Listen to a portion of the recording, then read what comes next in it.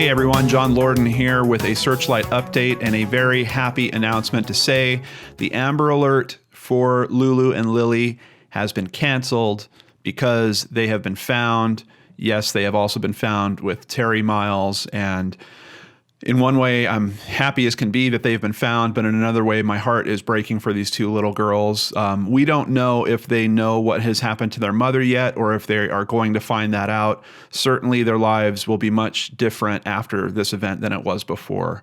But we do have some details coming out. Let's talk about those things real quick. Here is a map, and this is Lavetta, Colorado. Apparently, this is close to where he was actually found, right in this area. So we've got a couple of news articles just with some more details. This is from denver.cbslocal.com. Tanya Ellen Bates was found dead. Now we have information saying that investigators said it appears she died from blunt force trauma. And I know that some of the charges that we were seeing on Terry Miles were certainly related to him having that same type of attack to women that are close to him in his life. And we didn't even get to cover it on my coverage, but shortly after that, a very lengthy article was posted that had his numerous charges, including some really other bad things. This guy has a history. It's rapid. It looks like he wasn't slowing down anytime soon. It is one of those things that kind of begs the question, how come he wasn't stopped on one of these previous charges before this tragedy happened? But regardless, the girls are home and they're safe. On Wednesday night, a deputy in Trinidad spotted the gray 2017 Hyundai Accent, and that is how they got him. Jumping over to KOAA.com. Here we see some footage. This is actually from a store. They won't say what store it's from, but we can see that he was caught on surveillance footage. Only he was in the surveillance footage, not the girls. So it's kind of assumed that the girls were still out in the car. This was released literally just right before he was captured. And during that press conference, police were letting us know that they were getting multiple tips about the southern Colorado area. And it's pretty interesting that very fast after that, they had their man. Jumping back up, Sheriff Casillas and Under Sheriff Navarrete detailed the arrest at a news conference Thursday morning. That conference is also available in one of these links. All these links will be in the description box below for you if you want to check it out for yourself.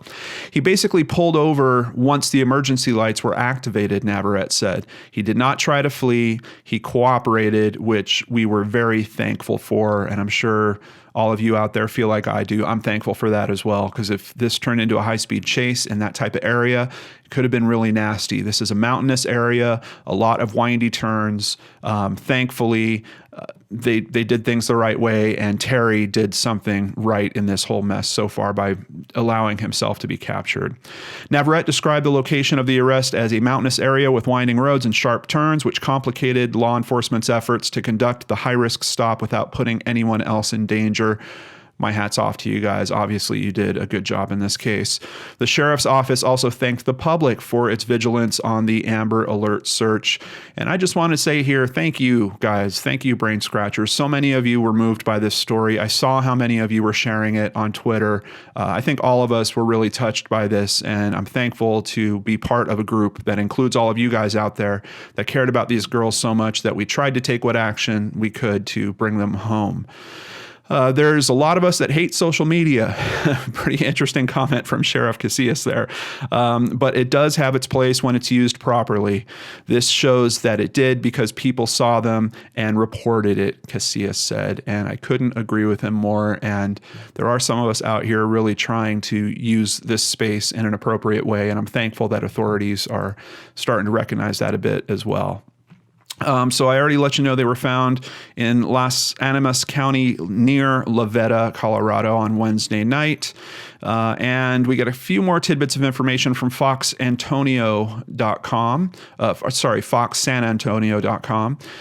First of all, Terry will appear before a federal judge on Thursday afternoon. That's literally about the time that I'm filming this. He's probably appearing.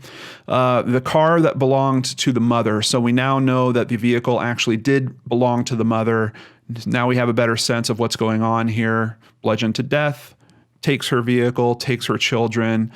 this case really isn't looking good for him on the outset, at least from an outsider's perspective here, but we'll see what twists and turns might come with the prosecution of this. Prosecutors also said one of the girls sent a text message to Miles's mother. According to a complaint filed by the United States Attorney's Office, it was unclear whether the text played a role in locating the missing children. I don't know. We really don't have a definitive answer, I think, outside of the police saying that they came up on his car. Were they tipped off in some way? Did the text message give them some more information about where the girls were or not? I'm not sure. This is also the video that has the conference of the officers of the department that captured him. So if you want to check it out, I think it only runs about 9 minutes long or so. Some more details you might get out of that over at foxsanantonio.com. And that is it for this Searchlight update. Thank you to the many people that cared about this case to raise the exposure to me. Thank you to the rest of you that helped raise the exposure to everyone else out there once we put the video out. Like I said, I'm ecstatic that these girls are safe.